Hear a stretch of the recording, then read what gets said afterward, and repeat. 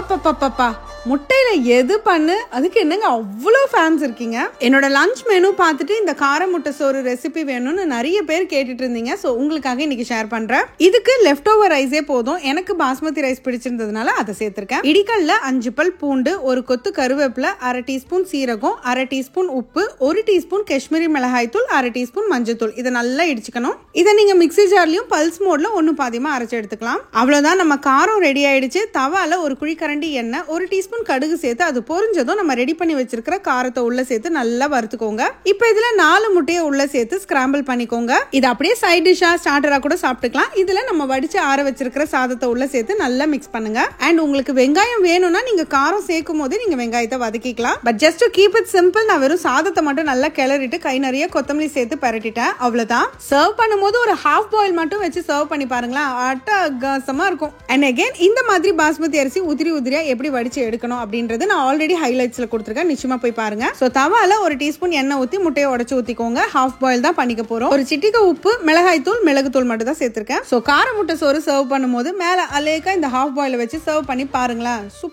சூப்பரா இருக்கும். சோ யாரெல்லாம் இதை உடனே ட்ரை பண்ணி சாப்பிட போறீங்கன்னு எனக்கு கமெண்ட்ஸ்ல சொல்லுங்க. எப்படி